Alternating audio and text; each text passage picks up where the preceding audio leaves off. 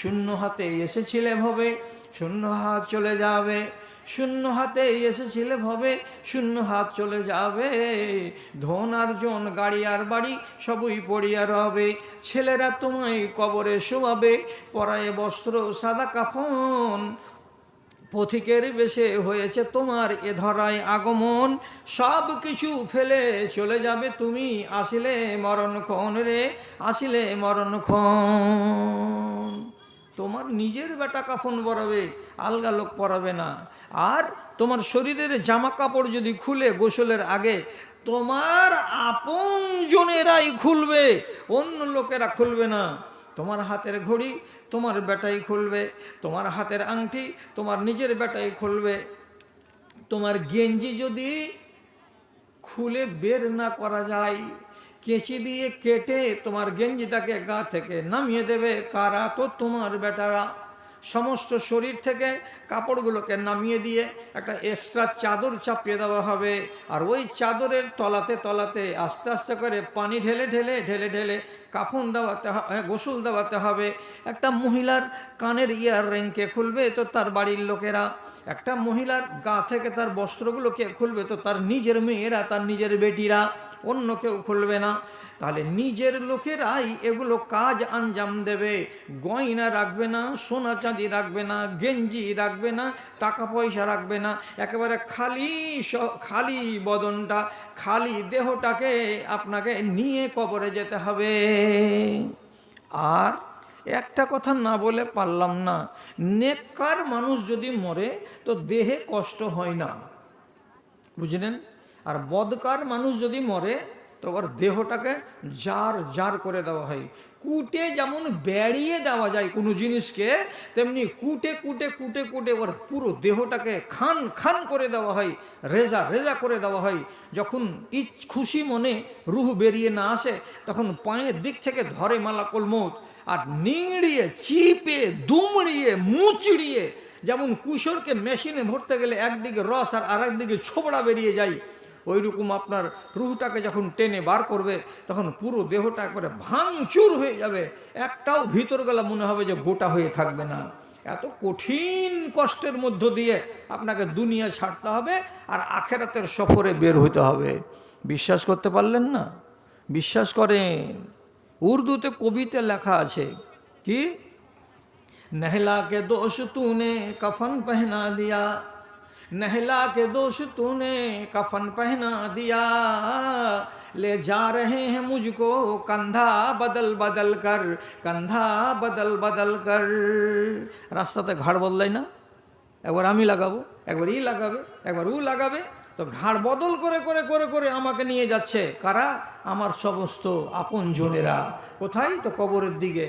এবার এই মাইয়াত কাফনের ভিতর থেকে আওয়াজ দিয়ে দিয়ে বলছে, धक्का न लगे मुझको मेरा माऊफ तन है, धक्का न लगे मुझको मेरा माऊफ तन है, कंधा बदलने वालों बदलो संभल संभल कर, कंधा बदलने वालों बदलो संभल संभल कर। যারা তোমরা ঘাড় বদল করছো, যারা তোমরা খাটলিটাকে ঘাড়ে করে নিয়ে আছো, তোমাদেরকে অনুরোধ করে বলছি রে ভাইরা, বেশি জোরে জোরে হাঁটিও না, আমার শরীরটা যেন দুলে দুলে না যায়।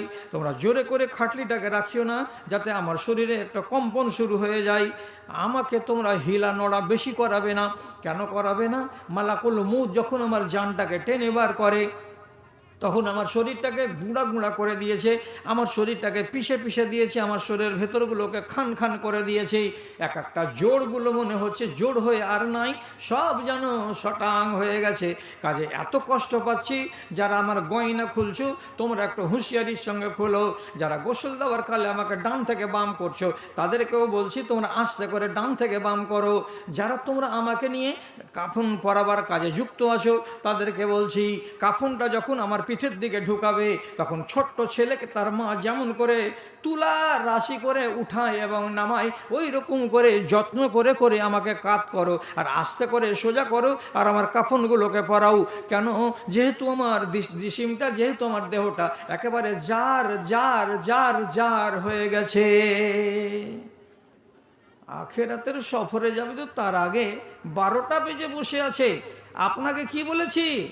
আখেরাতের সম্বল নিতে। তো আখেরাতের সম্বল আমার আগেই এগুলো ঘটছে, আগেই, এখনো যাননি আখেরাতে। তাহলে নিজেকে প্রস্তুত করেন যে কি কি আমি আমল তৈরি করতে পারলাম আর কি কি আমল ব্যাগের ভেতরে ঢুকাতে পারলাম। আখেরাতে যাওয়ার পহিলা মঞ্জিল হলো মৌত। মৌতের ঘাড় দিয়ে যেতে হবে আপনাকে। ঠেলাটা কত লাগে শিখবেন? ঠেলাটা কত লাগে জানবেন?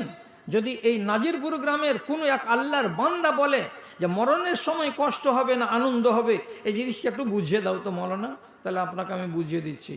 জি, রাসূলুল্লাহ বিদায় হজ্জ করলেন, করার পরে মদিনায় এলেন, জ্বর ঘাড়ে নিয়ে এলেন। তারপরে জ্বরের অবস্থাতে বেশ কিছুদিন কেটে গেল। এমন অবস্থাটা দাঁড়ালো কিছুদিন পরে যে উনি আর মসজিদে এসে নামাজ পড়াতে পারছেন না। কে নামাজ পড়াচ্ছেন? আবু বকর সিদ্দিক। কয় ওয়াক্তের নামাজ পড়ালেন? শিখে রাখেন, কাজ দিবে, মুসলমানের বাচ্চা আপনারা। 17 ওয়াক্তের নামাজ আবু বকর পড়ালেন, রাসূলুল্লাহ মসজিদে এলেন না। তাহলে ইমামতি করছেন রাসূলুল্লাহর বর্তমানে কে? আবু বকর সিদ্দিক। কয় ওয়াক্তের নামাজ মসজিদে নববীতে নবী থাকা অবস্থাতে পড়ালেন আবু বকর? 17 ওয়াক্তের নামাজ পড়ালেন আবু বকর। এবার তারপরে যখন রাসূলুল্লাহর যেটা আসল দিন, মরণের দিন এলো, সেই মরণের দিনকার আপনাকে কথা বলছি। এটা স্বাদের জিনিস না এটা কষ্টের জিনিস, আপনাকে আন্দাজ করে নিতে হবে। এখানে কি কই, রাসূলুল্লাহকে ধরে আছেন মা আয়েশা। কেমন করে? উনি নিজে বর্ণনা দিয়ে বলছেন, তাওয়াফান নবী সাল্লাল্লাহু আলাইহি ওয়াসাল্লাম বাইনা হাকিনাতি ওয়া জাকিনাতি। নবী করিম সাল্লাল্লাহু আলাইহি সাল্লাম ইন্তেকাল করেছেন কোনখানে? আমার এই থুথনির নিচে এবং আমার এই বুকের মাঝখানে। এর মানেটা কি? বাম হাতের এই জায়গায় রাসূলুল্লাহকে আমি মাথা দিয়ে রেখেছিলাম, আর পুরো দেহটার অর্ধেকটা অংশকে আমি এমনি করে ধরে রেখেছিলাম। আর ওই হালাতে নাবিজি আমার কোখায়, আমার বুকের সামনে, আমার চিবুকের সামনে এবং আমার বুকের মাঝখানে এই জায়গায় থাকা অবস্থাতে তার দম গেছে। কেমন হয়ে গেল? শেষ দিন, তিরমিজির হাদিস এটা। রাসূলুল্লাহ বলছেন, একটা বড় পিয়ালা আনো তো গো। পিয়ালা আনা হলো, এতে একটু পানি দাও, ঠান্ডা ঠান্ডা পানি দেওয়া হলো জামবাটিতে, খোরাতে। রসুল কি করছেন? ইয়াদখুলু ইয়াদাহু ফিল ইনায়ে, এরকম নিজের হাতখানাকে ঠান্ডা পানিতে একবার করে রেখে দিচ্ছেন। আর দেওয়ার পরে ভিজা হাতখানাকে নিজের কপালে, গালে, ঠোঁটে, মুখে এইরকম করে মুছে মুছে দিচ্ছেন, মুছে মুছে দিচ্ছেন। আর একবার করে বলছেন, আল্লাহুম্মা ইন্নী আউযু বিকা মিন গামারাতিল মাউতে। আর একবার করে বলছেন, আল্লাহুম্মা বির রাফিকিল আলা। হে আল্লাহ, তুমি আমাকে মৌতের কষ্ট থেকে বাঁচিয়ে নিও। হে আল্লাহ, তুমি আমাকে তোমার কাছে ডেকে নিও। এভাবে পানিতে হাত দিচ্ছেন, এইরকম করে করে ভিজাচ্ছেন। কিসের লক্ষণ? সুখ হচ্ছে না কষ্ট হচ্ছে দেহে? বুঝতে পারা যাচ্ছে? রাসূলুল্লাহর ভিতরে কষ্ট হচ্ছে। রসুল বারবার করে পিয়ালাতে হাত দিচ্ছেন এবং নিজের মুখটাকে ভিজিয়ে ভিজিয়ে নিচ্ছেন। আব্দুল্লাহ বিন মাসউদ রাদিয়াল্লাহু তাআলা আনহু রাসূলুল্লাহকে দেখার জন্য শেষবারের বার ঘরের ভেতরে গেলেন। তো দেখছেন রাসূলুল্লাহ একটু বিচলিত আছেন, কেমন কেমন কেমন কেমন ভাব দেখাচ্ছেন।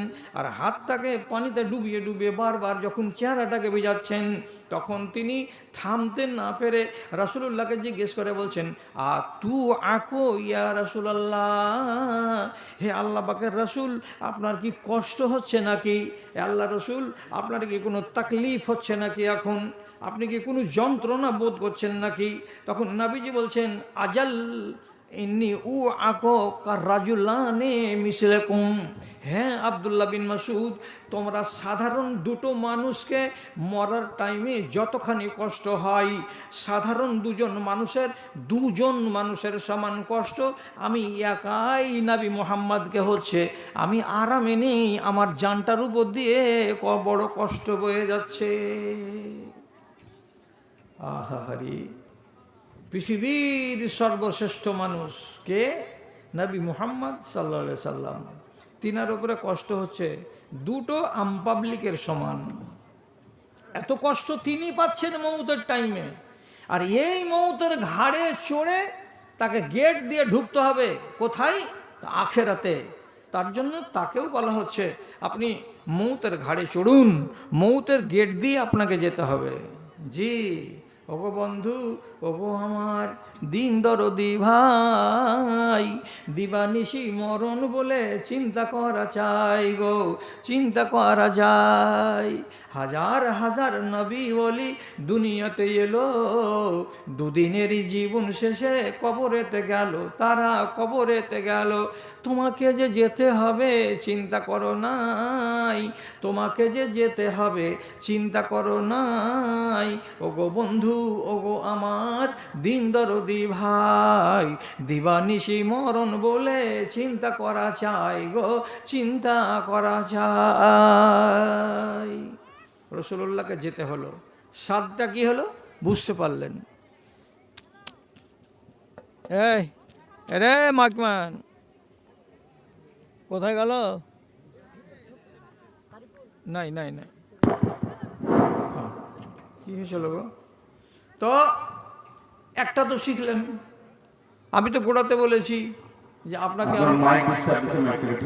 কাছে থাকো ভাই, কাছে থাকো। তো এইগুলো থেকে তো শিক্ষা হবে। আপনি এবার বলুন, আপনি কীরকম মরণ চাইছেন? আরামের মরণ চাইছেন না ঠেলার মরণ? আপনি মনে মনে বলতে পারেন যে রাসূলুল্লাহকে যে এত কষ্ট হলো, তো উনি যে ভালো মানুষ, তো উনাকে কষ্ট কেন হলো? তো উনাকে কষ্ট হয়েছিল রাফায়ে দারাজাত, ওনার দরজাকে উঁচা করার জন্য। কিন্তু আমাদের মতো মানুষগুলো যারা বিড়িখোর, যারা চুট্টিখোর, যারা সুদখোর, যারা মদখোর, যারা মাগিবাজ, যারা ধান্দাবাজ, এই সমস্ত মানুষেরা যদি মরণের টাইমে কষ্ট পায়, তা আপনি মনে মনে ভাববেন কি তোর কপাল ভালো হয়েছে, আচ্ছা মরবার কালে তুই কষ্ট পাচ্ছিস। রাসূলুল্লাহরও খুব কষ্ট হয়েছিল। জি না, ওই রাসূলুল্লাহ কষ্ট দেখে একজন সুদখোর আর মদখোরের কষ্টকে যদি আপনি বলেন তোর কপাল ভালো হয়েছে, আচ্ছা এবারে নিহাত ভুল হবে। জি, মরণ যদি আপনি আরামের চান, আরামের কাজ করেন। সোজা কথা বলছি, কেন? আপনার নফসকে যদি নাপাক করেন, মরণের টাইমে কষ্ট অবধারিত। আর আপনার নফস যদি পাক থাকে, তাহলে মরণের টাইমে আপনার কষ্ট না হওয়ার কথা। এবার যারা পরহেজগার মানুষ আছে তারা কিন্তু কষ্ট পায়। আপনি জানেন যদি যে এই মানুষটা পরহেজগার, দিনদার, আল্লাহওয়ালা, তারপরে কষ্ট পাচ্ছে, তাহলে সেই ক্ষেত্রে আপনাকে মেনে নিতে হবে যে এটা গুনার পরিচয় নয়, এটা বড় যদি অল্প বিস্তর কিছু থেকে যে থাকে পাপ, তাহলে সেটা তার মোচন হওয়ার লক্ষণ। কোনটা? এটা এগুলো তো সব ঠিকই আছে। সুইচটা তো কত কেউ নাড়াচাড়া করছে না। আচ্ছা হলো, ঠিক আছে, হ্যাঁ আচ্ছা বেশ, এবার ভালো আছে তো, ভালো থাক। ঠিক, তো আপনি যদি আরামের মরণ চান তো ব্যবহারটা আরামের করেন, তাহলে আরামের মরণ হবে। জি হ্যাঁ, কেন? দুরকম করে আওয়াজ আসবে, একটা খবিস বলে ডাকবে আর একটা মুতমাইন্না বলে ডাকবে। মুতমাইন্না নফসকে ডাকবে মালাকুল মউত, এই পাকজান এসো। কাকে পাকজান বলবে? যার জিন্দেগি চলে গেল নিশা খেতে খেতে খেতে খেতে। তো আপনি যেখানে ওর গোড়াতে দাঁড়াতে পাচ্ছেন না, তাহলে এইরকম মানুষটা পাক কি দিয়ে হলো? আপনি নিজে বলেন তো, যে হারাম খেয়ে খেয়ে যার দিন কাটে। এমনও কিছু লোক আছে ওর গোড়াতে যদি সিট পড়ে যায়, তো আপনাকে সারা রাস্তা কুলহুয়াল্লা পড়তে পড়তে যেতে হবে। কেন? জিন্দা বোকা যেমন গুঁধায়, তেমনি পাঁজরে তিরঙ্গা খোর যদি বসে যায়, সেরকম বোকা বোকা গুঁধাবে। বুঝাবে না? ওর সাথে কথা বলাই যাবে না, ওর সাথে কিছু লেওয়া দেওয়া করাই যাবে না। আর জামা আর কাপড় আর মুখ আর পায়জামা পাঞ্জাবি সমস্ত কিছু দুর্গন্ধ করবে। তো যে মানুষটা এমন গান্দা জিনিসকে খেয়ে খেয়ে নিজেকে নাপাক করে রেখেছে, এই মানুষটাকে আল্লাহর ফরিস্তা যখন ডাকতে আসবে যে চলো যাবো, নিয়ে যাব তোমাকে, তো বলবে এ পাক যান চলো। এটা আশা করা যায়? জিন্দগিতে কোনোদিন এটা আশা করিয়েন না। কাবিরা গুনার সঙ্গে যুক্ত থেকে যদি মরেন, আল্লাহর কসম দিয়ে বলছি, আপনাকে পাক জান বলে আল্লাহর ফরিস্তা ডাকবে না, আপনাকে পরিষ্কার ভাষা বলবে এই খবিস জান চল বেরিয়ে আই। খবিশ বলে ডাকবে। আর যাদেরকে খবিশ বলে ডাকবে তার কল্যাণ কিন্তু নাই, কঠিন পরিণাম তার অপেক্ষা করে আছে। চলুন আর একটা হাদিস শোনাই। মরণকে যেন তেন মনে করিয়েন না যে গেট দিয়ে আপনি আখেরাতে যাবেন, সে গেটটা বড় কঠিন, এত সাংঘাতিক। আপনাকে আর আমাকে, দুনিয়ার মানুষকে ওই গেট দিয়ে যেতে হবে, তো কত সাংঘাতিক। শিখেন, শিখার জন্য বসেছেন এইখানে, আর একটু ইমানকে ভালো করার জন্য বসেছেন, তাহলে ইমান তাজা করা কথা আপনাকে বলছি। বানি ইসরায়েলদের 10-15 জন লোক একদিন ফজরের নামাজ পড়ার পর ওরা বলছে, বলা বলি করছে, একজন আর একজনকে বলছে, জমশেদ চাচা মরবার টাইমে কতখানি কষ্ট হয় জি? তো জমশেদ বলছে, আমি কি মরেছি রে বাপ যে বলতে পারবো যে কতখানি কষ্ট হয়? আর একজন তখন বলছে, এলাহি চাচাকে পুছ করো তো, চাচা তুমি কইতে পারবে মরবার টাইমে কতখানি কষ্ট হয়? ও হাসছে আর বলছে, আরে খাপা, আমিও তো জিন্দা আছি, তা আমি মরিনি, তো আমি কেমন করে বলবো মরণে কতখানি কষ্ট হয়? তো কে বলতে পারবে? তুমি পারবে না, পুরানা মানুষ, ইও পারবে না, পুরানা মানুষ। আর একজন তখন বলছে, 8 দিন হলো তোমার বাপ মরা, তুমি কইতে পারবে মরণের টাইমে কেমন কষ্ট মষ্ট হয় বলো তো? আরে বাপ, আমার বাপ মরেছে, আমি মরিনি, আমার বাপের কষ্ট হয়েছে কতখানি আমার বাপ জানে, আমি জানি না। তাহলে কে বলতে পারবে জি? যে মরেছে সেই বলতে পারবে। মরা মানুষ কই? একটাও তো না এখানে যে ওকে জিজ্ঞেস করবো যে কতখানি কষ্ট হয়। তখন এরা নমাজি লোক, এরা ফাইসালা করলো, এক কাজ করো, আমরা এই যে আমাদের বাড়ির পাশে যে বড় কবরস্থানটা আছে ওখানে চলে যাব। কবরস্থানের কাছে গিয়ে আল্লাহ তাআলার নামে 2 রাকাত নামাজ পড়বো, আর নামাজ পড়ার পরে আমরা সবাই মিলে দোয়া করব, আল্লাহ একটা কোনো লাশকে এ কবরস্থান থেকে তুমি জিন্দা করে আমাদের সামনে খাড়ো করো। আমরা ওকে বলবো, জিজ্ঞেস করব, জানবো যে মরণে কেমন লাগে, কষ্ট হয় না আরাম লাগে না ঠেলা লাগে, এ সম্বন্ধে তথ্যটা আমরা জেনে নিব। বেচারারা নেক ইনসান ছিল, 2 রাকাত নামাজ পড়ে আল্লাহ তাআলার কাছে দোয়া করলো, আর দোয়া করে টোরে দিয়ে ওখানে খাড়ো হয়ে আছে। ইতিমধ্যেই কি হলো? খারাজা রাজুলুম মিনাল কবরে খোলাসিউল লাউনি। আল্লামা আলবানী হাদিসটাকে সহি বলছেন। কি হলো? তো বলছে, আমাদের চোখের সামনে একটা ধসে যাওয়া কবর থেকে একটা মানুষ, যেমন কেলার গাছগুলো বড় হয় ফুল ফুল ফুল ফুল করে উপর দিয়ে উঠে, ওই রকম কবরটাকে ফুঁড়ে দিয়ে মাথা উঁচু করে বের হলো, বেরিয়ে গিয়ে বুক বরাবর এলো, তারপরে কোমর বরাবর এলো, তারপরে হাঁটু বরাবর এলো, তারপরে সম্পূর্ণ মানুষটা কবর থেকে সোজা দাঁড়িয়ে গেল। এগুলোকে বলা হয় আজিবে বানি ইসরাইল। আজিবে বানি ইসরাইল মানে বানি ইসরাইলদের আশ্চর্যজনক ঘটনা। অনেকগুলো আছে, অনেকগুলো কমজোর আছে, আর অনেকগুলো সহি আছে। আপনাকে যেটা বলছি এটা সহি। যখন লোকটা খাড়ো হয়ে গেল সোজা, ও জিজ্ঞেস করছে এই 12-14 জন লোককে, কি ব্যাপার, আপনারা কিসের জন্য আমাকে এইভাবে কবর থেকে জীবিত হওয়ার জন্য আল্লাহর কাছে দোয়া করলেন? আমি যে আপনাদের সামনে এরকম জিন্দা হয়ে সোজা দাঁড়িয়ে গেলাম, তো কি কারণে আমাকে ডেকেছেন, কি কারণে আল্লাহকে বলেছেন? আমি তো আপনাদের কাছে জানতে চাই কিসের জন্য আপনারা এই কাজ করেছেন। তখন লোকটি বলছে, ভাই, আমরা শুধু একটা কথা জানবার জন্য আপোষের ভেতরে কথা বলা বলি করলাম, যে মানুষের যখন দেহ থেকে রুহটা বেরিয়ে যায় তখন কতটা কষ্ট হয় বা কতটা আরাম হয়, এটা জানবো। তো কার কাছে জানবো? যে মরেছে তার কাছে জানবো। তার জন্য আল্লাহকে বললাম, আল্লাহ একটা কোনো মানুষকে তুমি জিন্দা করো, ওর কাছে শুনবো। তখন লোকটা বলছে, আল্লাহু আকবার, ইন্নী মিত্ত কাবলা মিয়াতে সানা। দাদারাই আমার, কোন কথাটা তোমরা জিজ্ঞেস করলে? কিসের জন্য তোমরা এমন কথাটা জানতে এলে? মরণের টাইমে কতটা কষ্ট হয় আমি আজ থেকে নিয়ে 100 বছর আগে মরেছি, আর 100 বছর আগে আমার বাপ চাচারা আমাকে কবরস্থানে মাটি দিয়ে গেছে।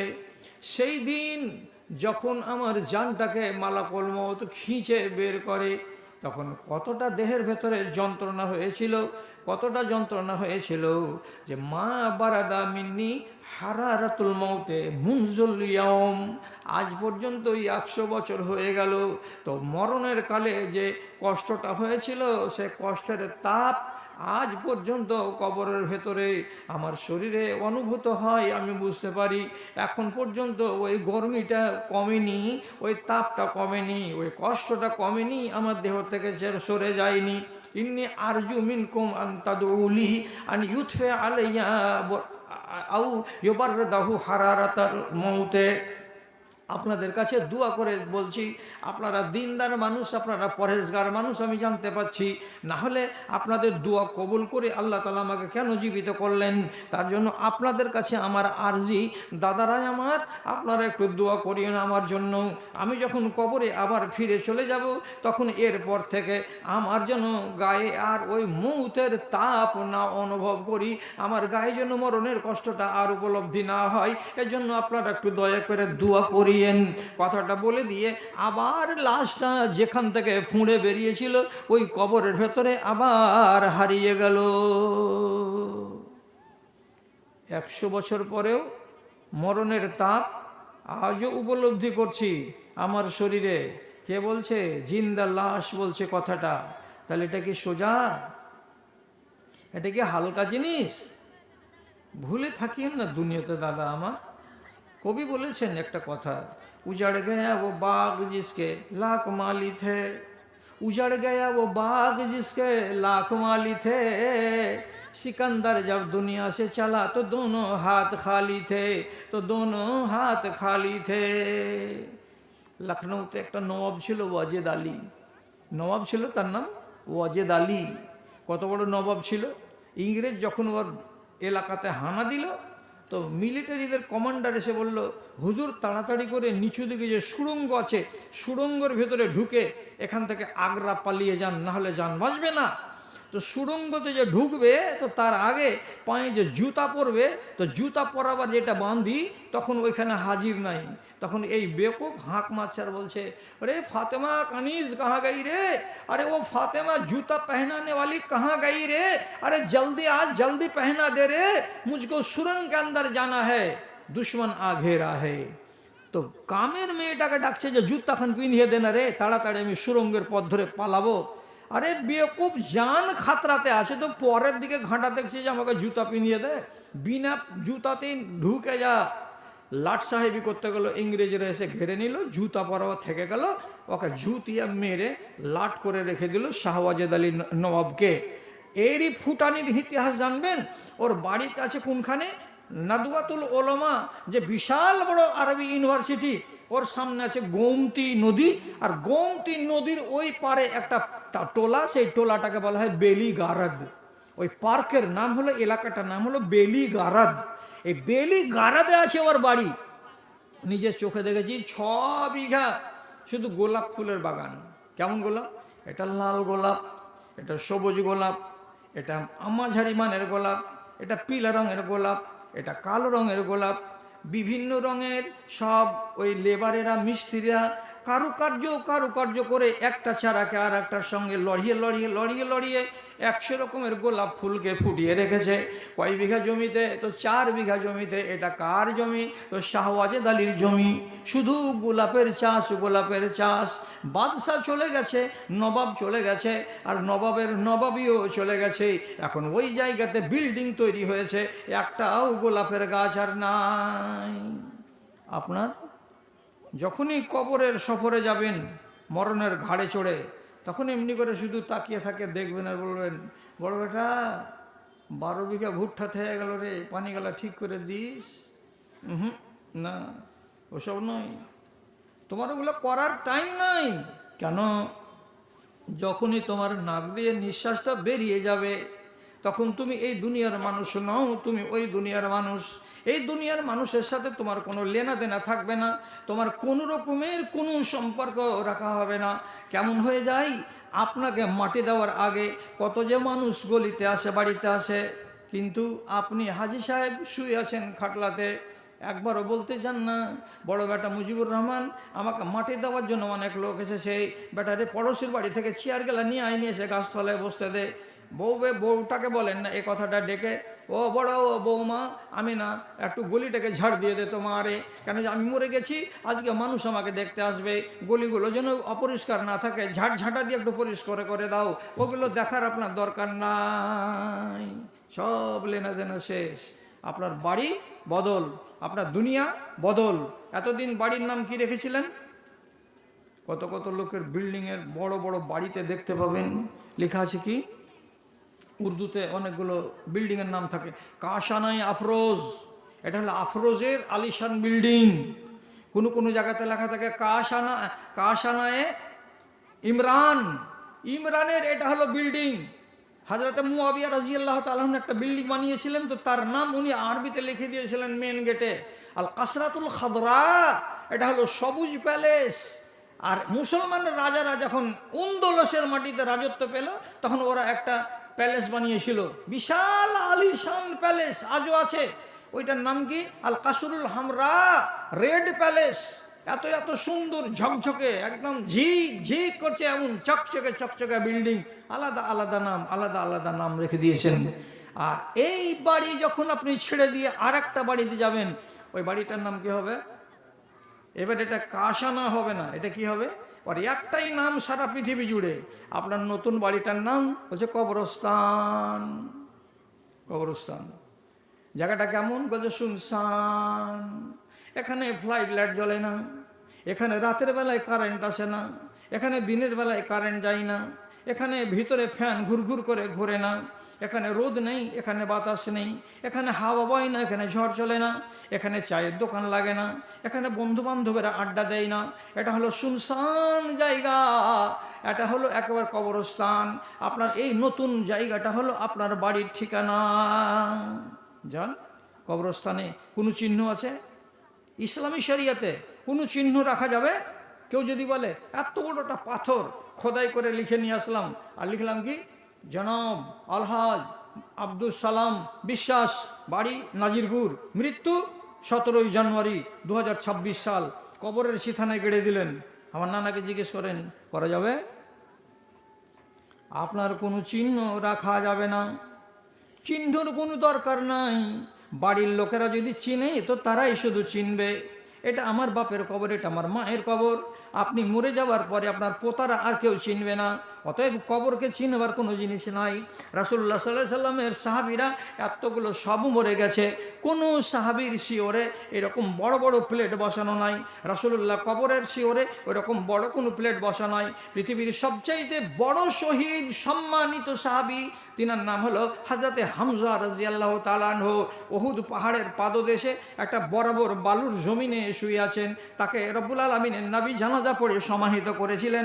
ওই জায়গায় সাইয়্যিদুশ শুহাদা, পৃথিবীর সবচাইতে সম্মানিত শহীদ ব্যক্তিটা যে কবরে আছে, তার কবরের উপরে হাজার হাজার মানুষেরা দেখতে যায়, কোনো চিহ্ন নাই, শুধু 3খানা বড় বড় পাথর শিওরে রাখা আছে, একটা এই একটা এই আর একটা এই করে।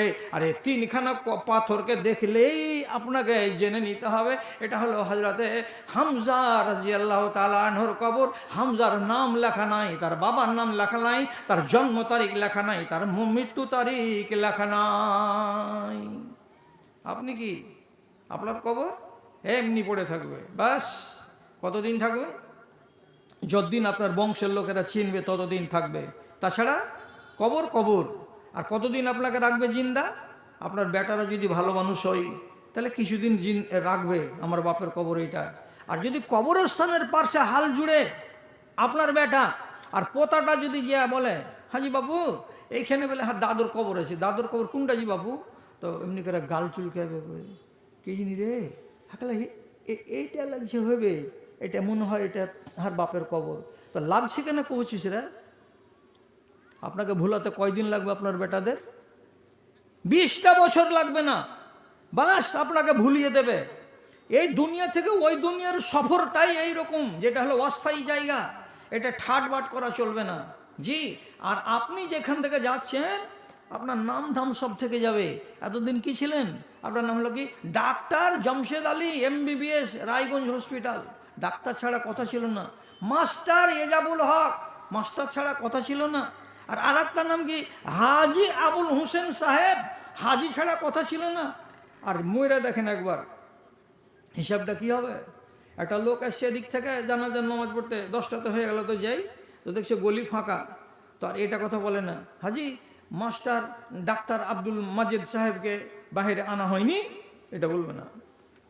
কি বলবে? হাজি লাশ বাইরে আনেনি যে। হাজি সাহেবের নাম কি হলো? লাশ।